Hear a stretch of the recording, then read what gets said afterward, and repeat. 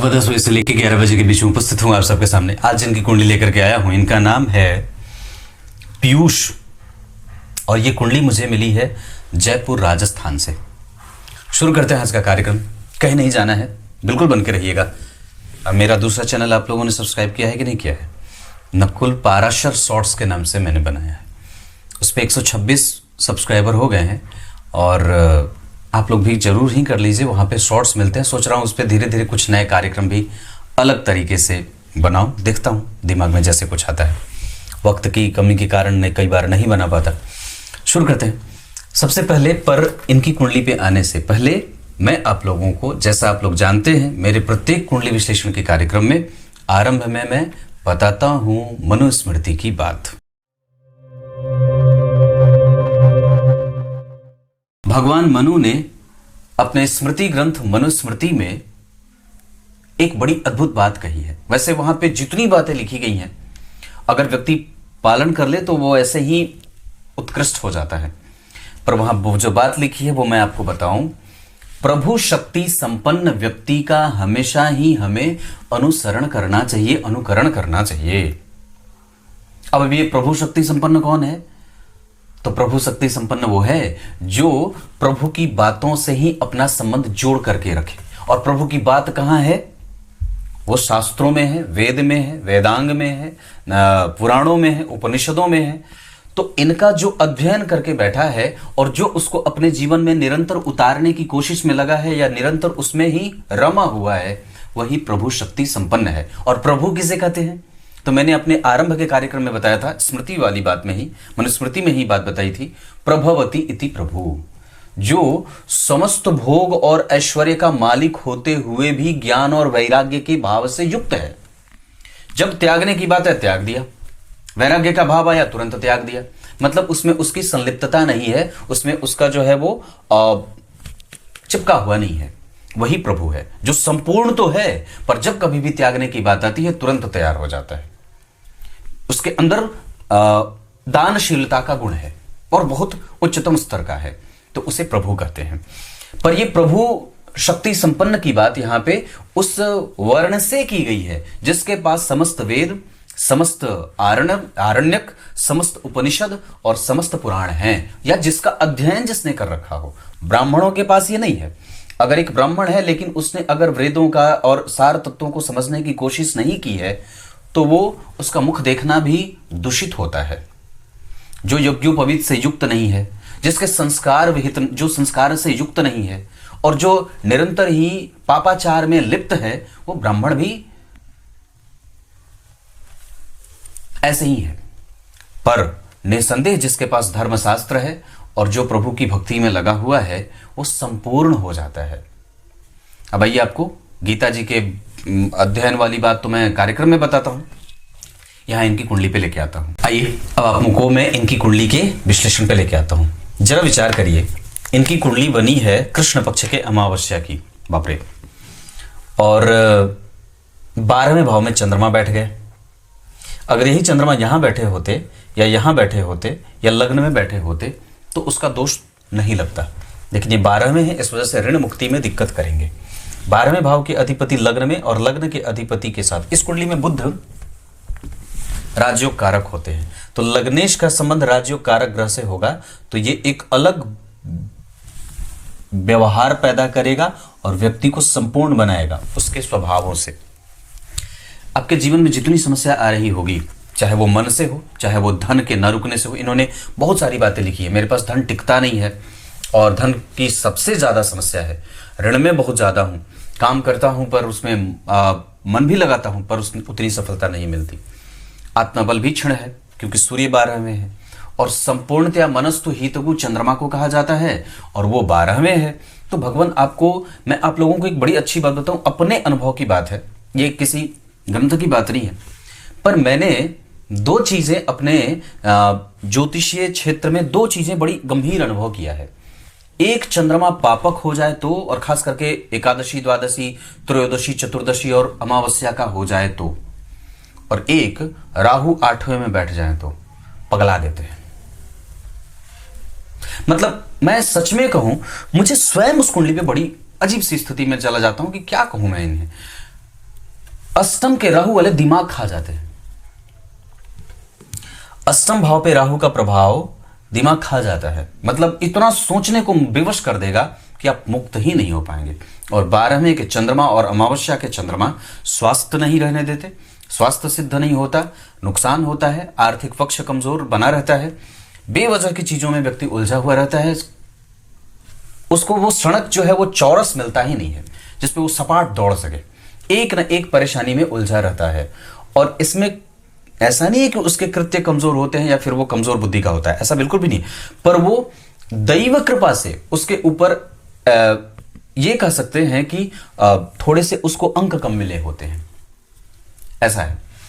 पर यहां पे लग्न के अधिपति के साथ भाग्येश का बैठना ये अच्छा होगा, इस वजह से व्यक्ति का नेचर अच्छा है, इस वजह से व्यक्ति बुद्धिमान है, तार्किक है, अनुभवी है, गंभीर है, समझदार है और चतुर है, परिस्थिति को समझने वाला है, भौगोलिक परिस्थितियों को समझने वाला है, भौगोलिक स्थिति में भी बहुत अच्छी स्थिति प्राप्त करेगा। चल अचल संपत्ति का भाव बहुत अच्छा होगा।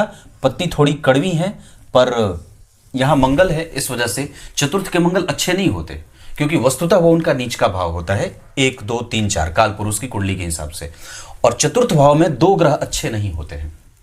चतुर्थ भाव में नैसर्गिक रूप से मंगल और बुध कलह, मानसिक अशांति, अनिद्रा और कल छपट का भाव, घर में तनाव का माहौल, चल अचल संपत्ति तो दे देते हैं पर वस्तुतः उसके साथ जो एक पीसफुल माइंड होता है वो नहीं मिलता। चतुर्थ के बुध भी परेशान करते हैं, वहां वो आपको मानसिक क्षति देते रहते हैं, अनिद्रा की समस्या देते रहेंगे, मन विकल रहता है, बेवजह की परेशानियों में व्यक्ति उलझा रहता है, अपने बहुत ज्यादा अतिरेक, तीव्रता और तेजी के कारण उसको नुकसान होता रहता है। कई बार जितना पूछा जाएगा 150 शब्दों में उत्तर दें, वो 200 पार कर रहा है लिखने में, ऐसा होता है, मतलब वो बैलेंस गड़बड़ी में जाती है। तात्पर्य मेरे कहने का यह है कि हमें चौथे भाव के मंगल से और चौथे भाव के बुध से, मैं डराऊंगा तो नहीं पर सावधानी आवश्यक होती है। अब आपको इस बात पे निर्णय लेने की आवश्यकता है कि आपका निर्णय, आप जो धन लगा रहे हैं और आप जो धन दे रहे हैं, आप जो धन किसी से ले रहे हैं और आपकी बुद्धि और थक करके चूर होने के बाद आपके निद्रा की अवस्था, ये सब प्रभावित होती है। इसका अर्थ होगा कि हमें अपने निर्णय पे, हमें अपनी चपलता पे, हमें अपनी दुर्बुद्धि पे निश्चित रूप से ध्यान देने की आवश्यकता होगी। आप बहुत ज्यादा मलिन नहीं हो सकते, किसी पे संदेह नहीं कर सकते, हमेशा होता रहता है।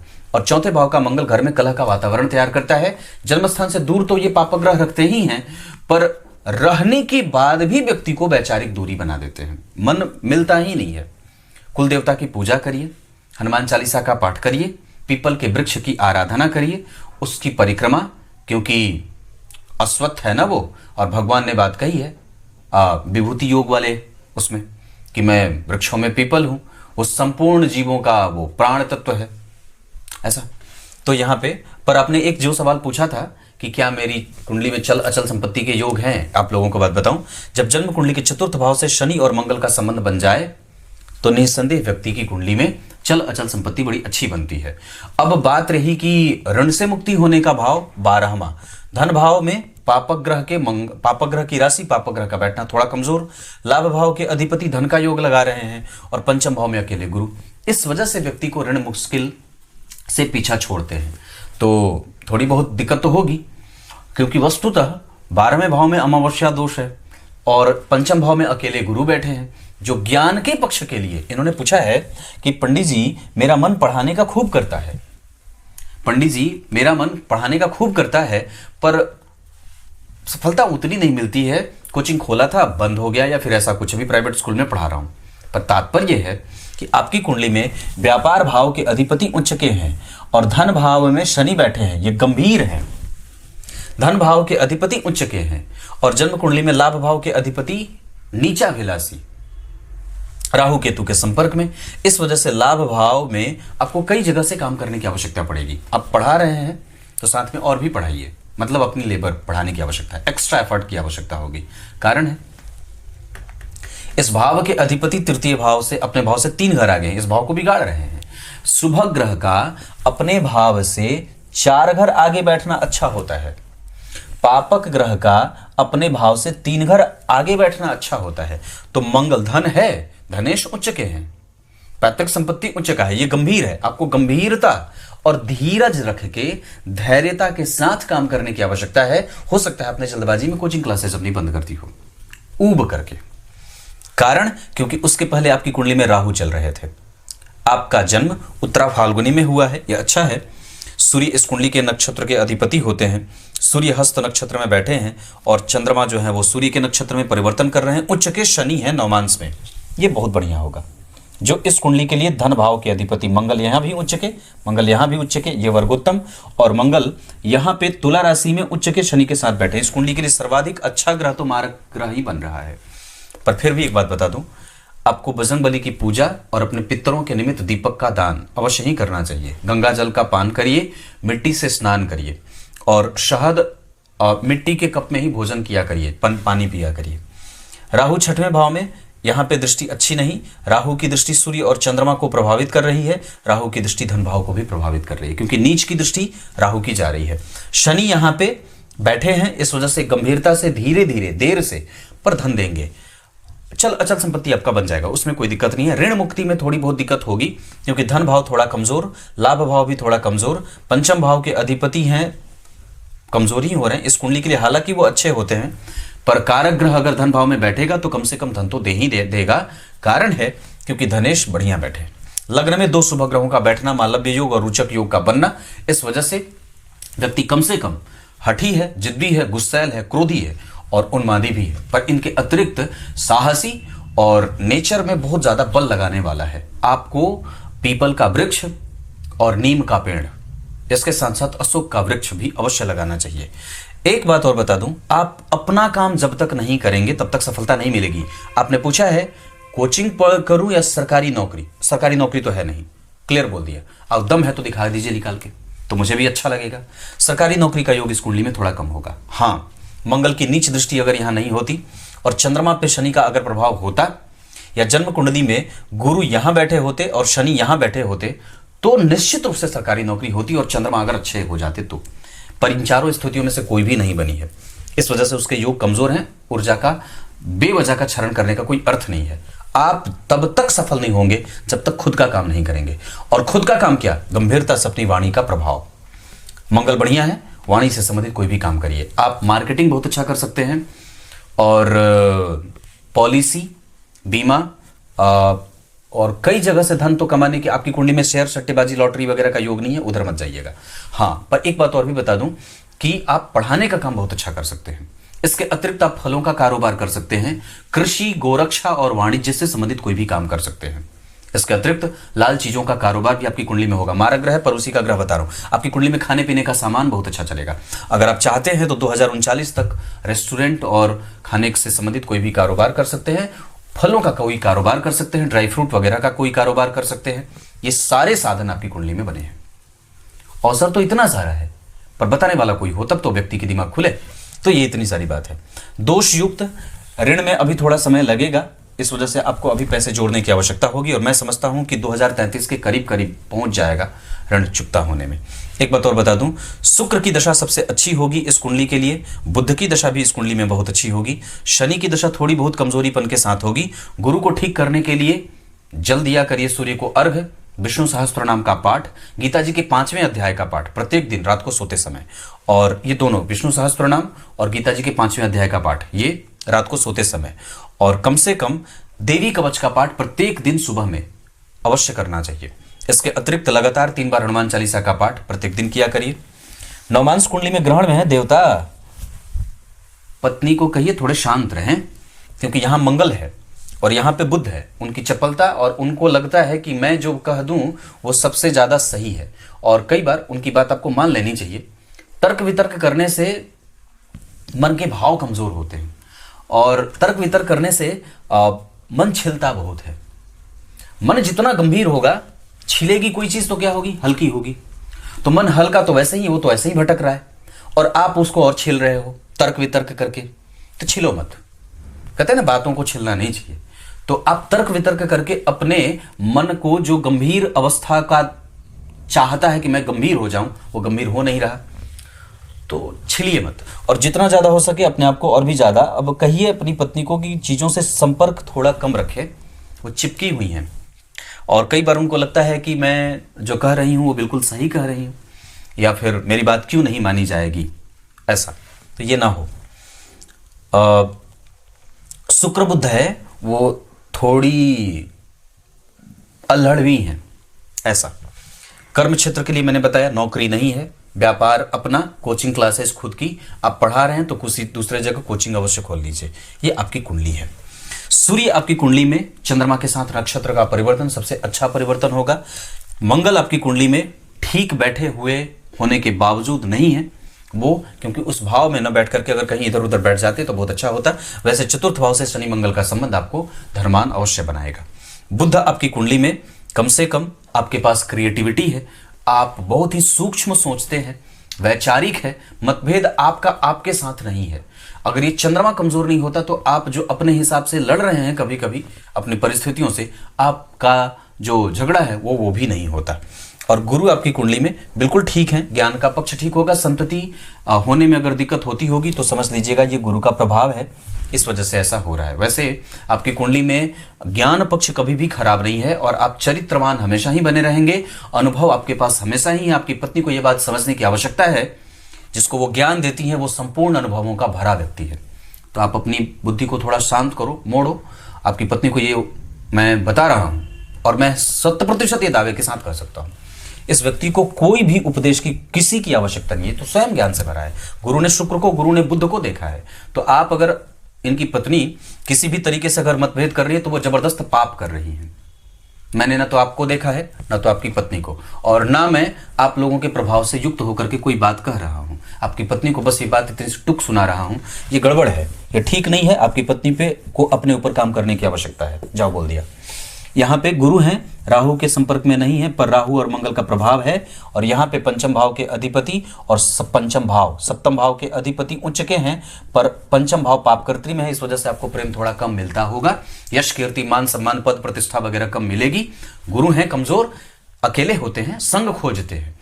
इस वजह से गुरु संग खोज रहे हैं पर उनको मिल नहीं रहा, क्योंकि किसी ने उसको देखा नहीं है। और ऊपर से राहु मंगल का पापकर्त्री में जाना, तो इस वजह से आपका लाभ प्रभावित होगा, धन प्रभावित होगा, प्रेम प्रभावित होगा, जो यश कीर्ति है वो प्रभावित होगा, और समरसता का माहौल कमजोर होता है, ऑप्टिमिस्टिक प्रवृत्ति कमजोर होती है, ज्ञान सही और सही में गलत क्या है ये कमजोर हो जाता है कि नहीं बात। ग्रंथों के अध्ययन को बढ़ाइए, अपने ऊपर काम करिए। पत्नी को तो कहना ही है, दो टूक बोल रहा हूं, बहुत अभी काम करने के बाद उनको कहिए थोड़ा गंभीर हो जाए। पर यहां पे जो है वो आप और भी अपने ऊपर थोड़ा सा आप ठीक हो। ये कुंडली बहुत अच्छी होगी, नेचर के हिसाब से गंभीर है। अब कई बार आपको जबरदस्ती दबाया जाता है, पर क्या करें, वो शनि के कारण आप गंभीर बने हो। आप इसके अतिरिक्त जमीन के कारोबार से भी, जमीन जायदाद की खरीद बिक्री से भी आप धन कमा सकते हैं। पर सबसे बढ़िया मैंने जो बताया उधर लगाइए अपना दिमाग, इतना काम है। आप सीधे हैं, सरल हैं, स्वभावगत। कलह आपके पूर्व जन्म से ही आपको लिखा हुआ है, इस वजह से आप भुगत रहे हैं। वैसे आपकी कुंडली में अभी गुरु की दशा चल रही है, तो पेट से संबंधित समस्या हो, आपको परेशानी 2036 में होगी, 39 तक गुरु में राहु। और एक परेशानी आपको होगी गुरु में, बस ये वाली परेशानी, एक परेशानी है 35 से 36 वाली होगी, 36-39 तक, तो उधर थोड़े परेशान रहेंगे आप। अगर अभी हो सके तो आप एक मालव्य योग लगा हुआ है। शुक्र आपकी कुंडली में नवमांश में भी अच्छे देख रहा हूं, खराब नहीं है। दशमांश कुंडली में भी गुरु कम से कम बैठे हैं। ज्ञान का पक्ष, गुरु के प्रभाव यहाँ पे बहुत अच्छा नहीं है। धन भाव के अधिपति उच्च के हैं, देर से बेर धन मिलेगा, घबराइए मत। शनि की दशा में बहुत अच्छी दशा जाएगी शनि वाली, क्योंकि नवमांश में उच्च के हैं ना, और यहाँ पे उच्च के हैं, तो ये ठीक रहेगा। यहाँ पे भी पापकर्त्री नहीं है, शुभकर्त्री है, तो आपका व्यापार पक्ष ही ठीक देख रहा हूं, व्यापार करिए। अब क्या बताऊं, दिन वगैरह बता देता हूं। शुक्रवार और शनिवार का दिन, विशाखा नक्षत्र, अनुराधा, रेवती, हस्त और अश्विनी, पुनर्वसु, ये सब नक्षत्र अच्छे होंगे। इसके अतिरिक्त आपकी कुंडली में दशाओं के क्रम में बुध, शुक्र, मंगल, शनि की दशा अच्छी जाएगी। कौन कितना परिणाम देगा? सूर्य 100%, चंद्रमा कमजोर, मंगल बल देने की आवश्यकता है, बताया है, बुध ठीक है, गुरु, शुक्र और शनि ये सब वृद्ध है, इनको बल दीजिएगा। मैंने जो उपाय बताया है बस उतना करिएगा।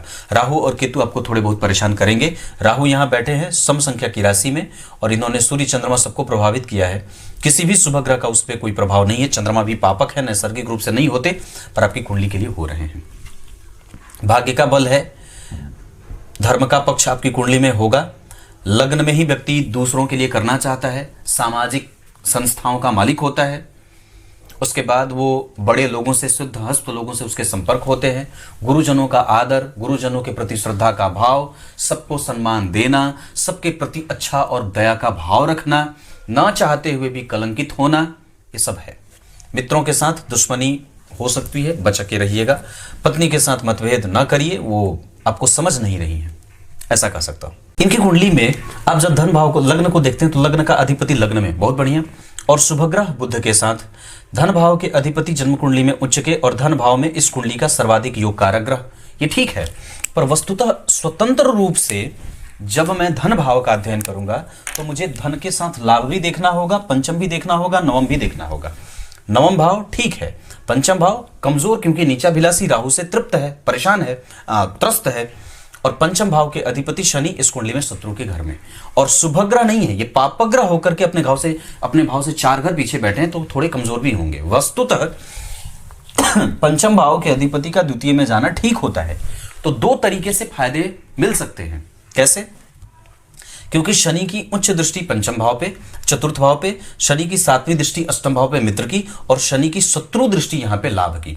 लाभ भाव कमजोर हुआ क्योंकि लाभेश राहु और केतु के संपर्क में, नीचाभिलाषी, कोई शुभ ग्रह का कोई प्रभाव नहीं। लाभ भाव पे गुरु की दृष्टि है, इस वजह से कम ऋण से युक्त होता हुआ व्यक्ति लाभ को प्राप्त करेगा, क्योंकि ऋणेश दिख रहे हैं। ऊपर से शनि यहां पे पापक ग्रह की राशि में और जन्म कुंडली में द्वितीय भाव में शनि का बैठना चिंता से युक्त होकर के धन देता है। गंभीर स्थिति से युक्त होकर के पहले गंभीर बनाएगा, अनुभव देगा, तब जाकर के आपको उसके कृत्य का परिणाम व्यक्ति को मिलता है। तृतीय भाव के अधिपति पंचम में, ये मेहनत करवा करके तब यश, कीर्ति, आपके कर्मों का फल देते हैं। इस वजह से कई बार आपका ज्ञान पक्ष और आपका कम्युनिकेशन तो बड़ा बेटर हो जाता है, पर वस्तुतः आपको इंतजार करना पड़ता है गठरी पकड़ के। चतुर्थ भाव में उच्च के मंगल और शनि की दृष्टि, इस भाव से केंद्र में 2 शुभग्रह और इस भाव पे केतु का प्रभाव माता के स्वास्थ्य को चिंतित करता है। माता से कभी कभी खट्टा मीठा संबंध भी बनेगा, घर में कलह का वातावरण और वैचारिक मतभेद, व्यक्ति की लड़ाई खुद से ही कई बार हो जाती है। इस वजह से और भी होती है खुद से लड़ाई। तृप्त अतृप्त का भाव जागृत होता है, क्योंकि चंद्रमा जो आपका मन है वो पहले ही छिला हुआ है, बताया था ना। मन को बहुत ज्यादा भटकने मत दीजिए, क्योंकि वो स्वयं ही, उसका नेचर है, वो भटकता है, और आप उसको छिल करके, उसको और भी तर्क में डाल करके, कुतर्क में डाल करके, बेवजह की चिंताओं में डाल करके उसको और भी हल्का बना रहे। वस्तुतः उसको गंभीर बनाना है। चलो ठीक है, कोई बात नहीं, भगवान की कृपा है, सब बढ़िया होगा, इतना दिमाग में, चलो ठीक है कोई बात नहीं, भगवान की कृपा है, सब बढ़िया ही होगा। अगर आप जैसे ही इस बात से स्वतंत्र कर देते हैं खुद को और खुद को स्वतंत्र बना लेते हैं, फिर निश्चित रूप से आपका कभी भी बुरा नहीं होता है। हमारी समस्या है कि हम खुद को ही अपना मालिक समझ बैठते हैं। ये समस्या सबसे बड़ी गंभीर है, और ये हम लोगों ने सिर्फ सिनेमा देख करके अपने आप को प्रभावित और प्रकोपित कर लिया है इस बात से कि नहीं मुझे ही करना है। आपको गधे की तरह मेहनत करने वाला इंसान बना दिया गया है, जबकि वस्तुतः मस्त रहो, मस्त। पंचम भाव ठीक बना, थोड़ा कमजोर भी है। छठवां भाव जन्म कुंडली में ठीक है, इस वजह से ही आपको कई बार पेट का रोग होगा, और इस वजह से ही कि जन्म कुंडली में 6वें भाव के अधिपति पापकर्त्री में है, ऋण से मुक्त होने में, नौकरी मिलने में परेशानी होती है कि नहीं बात। 7वां भाव ठीक है, बढ़िया है, कम से कम कि केंद्र में पापग्रह की राशि का बनना, उच्च का होना, शुभ ग्रह की दृष्टि, बढ़िया है। अब इससे क्या चाहिए। इस भाव के अधिपति 4 घर पीछे बैठा है, पापग्रह है, थोड़ा कमजोर जरूर होगा, क्योंकि चतुर्थ भाव में अगर दशम में बैठे होते तो आनंद आ जाता, पर यहां पे नीच के हो जाते तो अलग परेशानी करते। हाँ, तो ये बात है, कहने का अर्थ है कि इस भाव का अधिपति जन्म कुंडली में शनि से दृष्ट है, और इस भाव का अधिपति आगे गुरु लेकर के बैठा है। इस वजह से कुछ अच्छे कुछ मीठे, टूटेगा नहीं, पर हाँ, क्योंकि यहां पे पापग्रह की राशि बनी है, ठीक पीछे मंगल और ठीक आगे राहु, इस वजह से कई बार आपके ऊपर उनका विश्वास और उनके ऊपर आपका विश्वास थोड़ा कम सा है, इसको और भी मजबूत करिए। नवम भाव के अधिपति सूर्य जो है वो यहां बैठे हैं, इस वजह से आप लोगों के बीच में कम्युनिकेशन गैप है, उसको और भी ज्यादा नजदीक ला करके एक दूसरे को पकड़ के समझने की कोशिश करिए, क्योंकि वस्तुतः यहां पे बीच में बातचीत हो ही नहीं रही है। यहां राहु चंद्रमा का ग्रहण, कोई ना कोई भेद सामने आता रहता है, इसको कैसे ठीक किया जाए इस पे काम करिए, वक्त बिताइए, घूमने जाइए, मंदिर का दर्शन करिए, तीर्थ क्षेत्र में स्नान करिए और मेरी तरह हरिद्वार घूम के आ जाइए। ऐसा अष्टम भाव बहुत बढ़िया है क्योंकि बैठे हैं वो ठीक है, वहां पे इनको दोष नहीं लगेगा। नवम भाव ठीक है। दशम भाव बाहर भी अगर जाना चाहे, कुछ दूर भी जाना चाहे आपकी कुंडली में दक्षिण और पूर्व दिशा में, तो बिल्कुल जाइए। धन कमाने के लिए आपकी कुंडली के हिसाब से पश्चिम दिशा बहुत अच्छी रहेगी। एकादशवां भाव थोड़ा कमजोर है, 12वां भाव जन्म कुंडली में लग्न में है, इस वजह से आपको खुद पे काम करने की कोशिश कर रहा है। नवमांश कुंडली में लग्नेश का दशम में बैठना ठीक है, पर राहु की दृष्टि लग्न पे, परेशान। बहुत बढ़िया व्यापार रहेगा, व्यापार करिए। पंचम भाव के अधिपति पंचम को देख रहे हैं, शनि उच्च के बैठे हैं, नीच की दृष्टि प्राप्त कर रहे हैं, पर सूर्य की दृष्टि उच्च की जा रही है, इस वजह से घबराने की कोई आवश्यकता नहीं है। अंततः जीत आपकी ही होगी, पक्की बात है। पत्नी को कहिए खुद पे काम करें, ज्यादा चंचल ना बने, स्थिर हो, गंभीर हो आपकी तरह। तब तक के लिए बहुत बहुत नमस्कार।